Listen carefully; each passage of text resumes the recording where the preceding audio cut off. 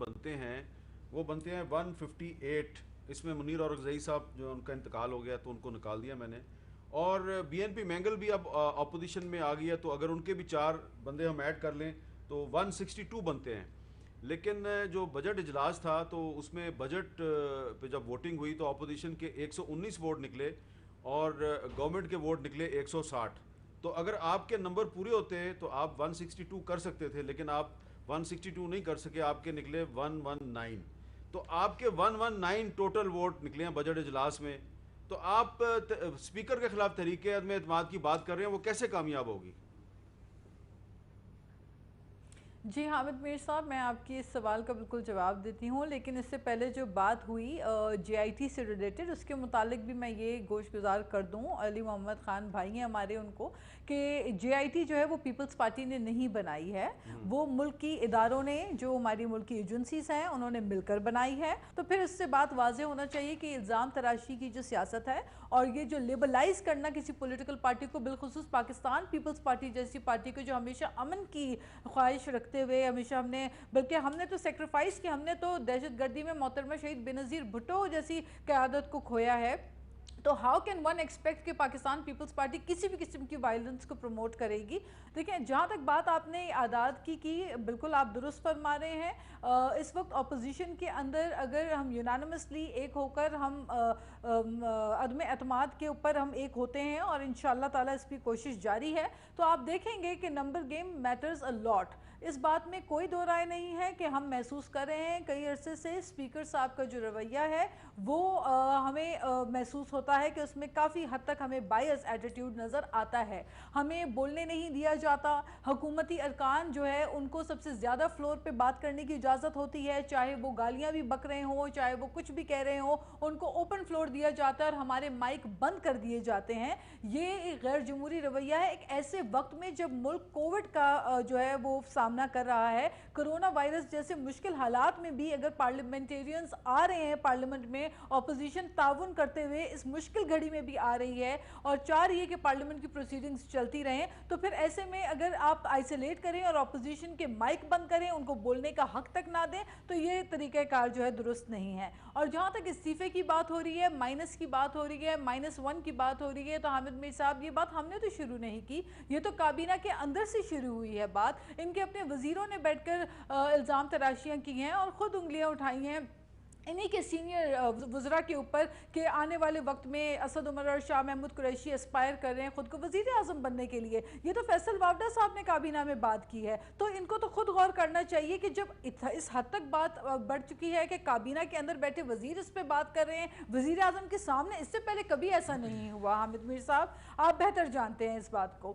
اور دوسری بات یہ ہے کہ پھر فواد چودھری صاحب جو ہے وہ انٹرنیشنل نیوز میں کہیں پر پروگرام میں, وہاں پہ بھی وہ انکشاف کرتے ہیں کہ پارٹی کے اندر دراڑوں کی وجوہات کیا ہے اور پارٹی کی نقصان کی وجہ کیا ہے. تو یہ باتیں تو واضح ہیں. اور استعفے کی جہاں تک بات ہے تو دیکھیں یہ بھی تو سچ ہے کہ دھرنے کے دنوں میں عمران خان صاحب بھی تو استعفے کا مطالبہ کرتے تھے, اور تب اس وقت وزیر اعظم میاں محمد نواز شریف تھے, اور روزانہ جو ہے وہ مدت دی جاتی تھی کہ اتنے گھنٹوں میں استعفیٰ آ جائے, اتنے گھنٹوں میں استعفیٰ آ جائے, اور پھر اس دوران جو ہے وہ بلز بھی جلائے گئے اور جو سول ڈس اوبیڈینس کی باتیں کی گئیں, یہ ساری چیزیں کی گئیں. تو دیکھیں جمہوری اقدار جو ہے وہ پیپلز پارٹی, اور اس وقت بھی پاکستان پیپلز پارٹی کا جو رول تھا وہ یہی تھا کہ پارلیمنٹ کے اندر آئیں اور یہاں بیٹھ کے اس پارلیمنٹ کو امپاور کریں, اور اس پارلیمنٹ کا جو ایک وقت ہے, جو اس کی حیثیت ہے, اس کو برقرار رکھتے ہوئے جمہوریت کو نقصان نہ پہنچائیں. اور آج بھی ہم یہی کہتے ہیں اور ہم چاہتے ہیں کہ جس جمہوریت کے لیے پاکستان پیپلز پارٹی نے عظیم قربانیاں دی ہیں اس جمہوریت کو نقصان نہ پہنچے, اور اس کے لیے بہت ضروری ہے کہ حکومت جو ہے وہ سنجیدہ لے اس معاملے کو, اور کیونکہ ملک اس چیز کا متحمل نہیں ہے کہ کسی بھی طریقے سے ہمارے ملک میں اس جو مشکل سے حاصل کی ہوئی جمہوریت ہے اس کو کوئی نقصان پہنچے. علی محمد خان صاحب, اس میں تو کوئی شک نہیں کہ آپ کے کچھ اتحادی جو ہیں وہ ناراض ہیں, کچھ آپ کے اپنے ایم این ایز نے بھی ناراضگی کا اظہار کیا ہے. تو اگر یہ ناراض لوگ اپوزیشن کے ساتھ مل جاتے ہیں تو آپ کو نہیں لگتا کہ پھر ایک آئینی طریقے سے ایک تبدیلی آ سکتی ہے, اور غیر جمہوری جو ایک ہم تبدیلی کے خطرے کا اظہار کر رہے ہیں وہ پاسبل نہیں ہے؟ آئین میں اس کی گنجائش ہے, وہ ہمارے کوئی غلام تو نہیں, ہمارے دوست ہیں. دوستوں میں دوری بھی ہوتی ہے اور ان میں نزدیکت بھی ہوتی ہے. انہوں نے عمران خان صاحب میں کچھ دیکھا ہوگا، ان کی لیڈرشپ پہ اعتماد ہوگا جو ہمارے پاس آئے ہیں. اب اگر مینگل صاحب دور ہوئے ہیں تو کوئی پرماننٹلی دور نہیں ہوئے.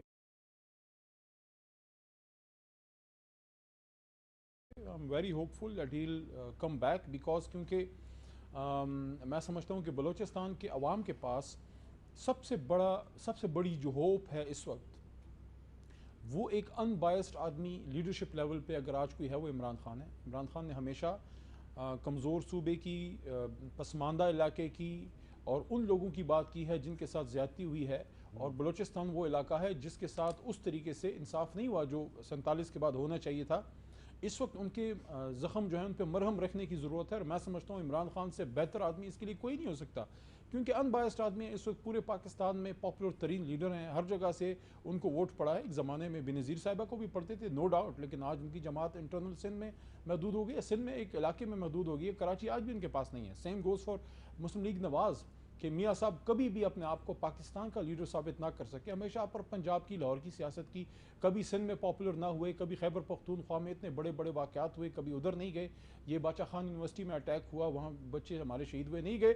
بات میری کہنے کی یہ ہے کہ یہ جو ہمارے الائز ہیں وہ ہمارے ساتھ بائی دیئر اون سویٹ ول ہیں، اور وہ سمجھتے ہیں کہ عمران خان صاحب کے ساتھ رہ کے پاکستان کو بہتر کیا جا سکتا ہے. اب اگر کوئی کانسٹیٹیوشن راستہ کوئی بھی اپناتا ہے، کوئی پابندی تو نہیں ہے، ہم نے کسی پہ زبردستی نہیں کی، یہ تو ایک انڈرسٹینڈنگ کی بات ہے. دوسرا کبھی بھی کوئی یہ نہ کہے کہ میں آخری چوائس ہوں، نہ کبھی خان صاحب نے یہ بات کی ہے. ایک زمانے میں بھٹو صاحب مرحوم نے ایک بات کی تھی کہ میں اگر کمزور ہوں لیکن کرسی مضبوط ہے. ٹھیک ہے جی، وہ کرسی پھر رہی لیکن وہ نہ رہے. میں عرض یہ کہوں گا ہم نے عمران خان صاحب نے کبھی بڑا بول نہیں بولا. ہاں انہوں نے یہ ضرور کہا ہے کہ یہ لوگ آپشن نہیں ہیں، اور میں بھی یہ کہتا ہوں پاکستان کے عوام علی محمد کو، میری جماعت کو، میرے لیڈر کو اگر ریپلیس کرتے ہیں، ہم سے بہتر لوگ ہوں گے ان سے کر لیں گے اگلے الیکشن میں.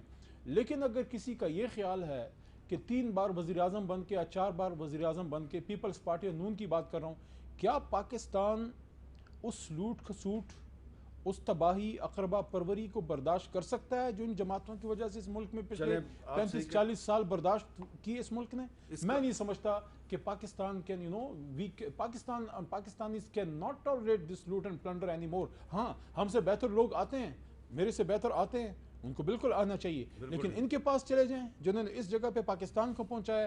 میں سمجھتا اتنے گنہگار تو پاکستانی قوم نہیں ہے. یہ پاکستانی قوم ہی نے فیصلہ کرنا ہے، لیکن پاکستانی کی یادداشت اتنی کمزور نہیں ہے. ہمارے کچھ دوست جب اپوزیشن میں آج کل ہر اپنے حلقے کے اندر جو سپیچ کرتا ہوں وہاں پہ بولتا ہوں، اور میں ہر ایک وہ نوجوان ہوتے ہیں میں ان سے بولتا ہوں ویڈیو سنبھال کے رکھنا تاکہ اسد عمر کو چھپنے کی جگہ نہ ملے. اگر جیسا کہ لگ رہا ہے انشاءاللہ تعالی تحریک انصاف کی حکومت ہوئی، عمران خان جو ہے وہ پرائم منسٹر ہوئے اور میں بھی الیکٹ ہو کے آیا ہوا، اگر 1 سال کے اندر میں اپنے حلقے کے اندر لوگوں کے جو بنیادی مسئلے ہیں اس کے اندر واضح تبدیلی نہ دکھا سکوں نا، تو میں نے ریزائن کرنا ہے اور میں نے چلے جانا ہے گھر. کیونکہ ہم تو اس لیے آئے تھے کہ بہتری کر سکیں، اور اگر اب بھی بہتری نہیں کر سکتے تو لانا تو ایسی سیاست کی ایم این اے منسٹر بننے کا فائدہ کیا. تو منسٹر ہیں اسد عمر صاحب، اور اپنے حلقے میں وہ جا کے دیکھیں، ہمارے ساتھ چلیں. اسلام آباد ان کا حلقہ ہے، لوگ ان کو بتائیں گے کہ 1 سال نہیں 2 سال گزر گئے ہیں، کوئی تبدیلی. ایجنڈا جو ہے اس کے بارے میں سننے میں آ رہا ہے کہ تحریک عدم اعتماد کی بجائے کچھ اور ہی ایجنڈا ہے. میر صاحب ایک جملہ میں صرف اتنا کہہ دوں کہ علی محمد خان صاحب نے کافی طویل بات کی ہے. اس وقت سب سے زیادہ اگر کہیں سب سے زیادہ بے چینی پائی جاتی ہے نا، وہ اپوزیشن سے بھی زیادہ پی ٹی آئی کے اپنے ایم این ایز میں پائی جاتی ہے. اس وقت سب سے زیادہ اگر آوازیں اٹھتی ہے تو ان کے اندر سے اٹھتی ہیں.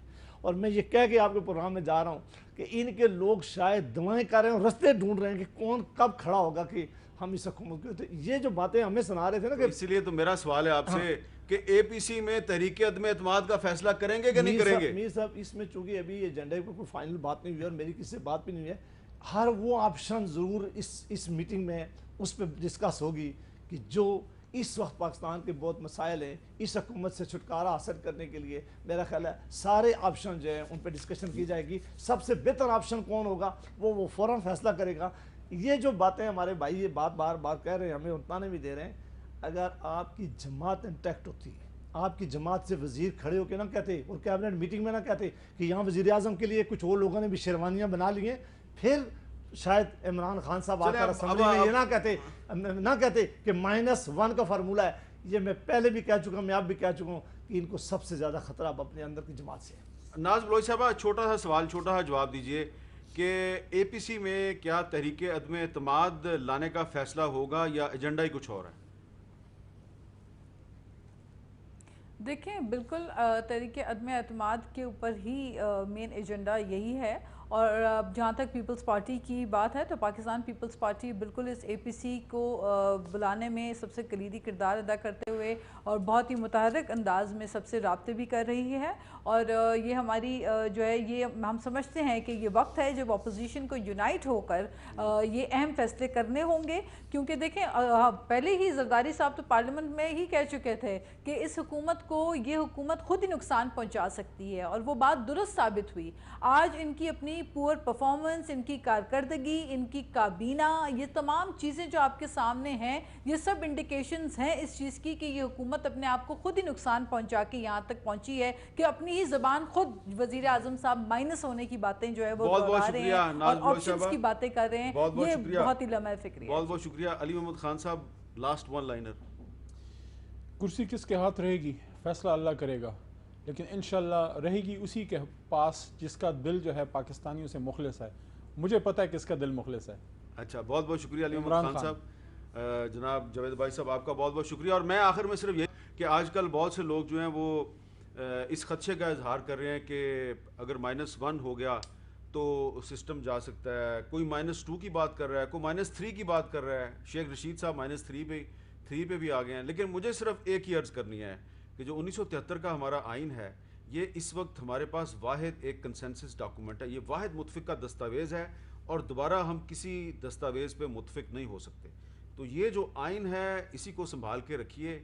और ये आइन जिस जमहूरियत को चला रहा है उस जमहूरियत से आपका लाख इख्तलाफ हो सकता है, उस जमहूरियत पे आपके बहुत शिकवे हो सकते हैं, शिकायत हो सकते हैं। बड़ी गंदी जमहूरियत है, बड़ी करप्ट जमहूरियत है, लेकिन बदतरीन जमहूरियत बेहतरीन आमरीत से जो है वो हमेशा बेहतर होती है।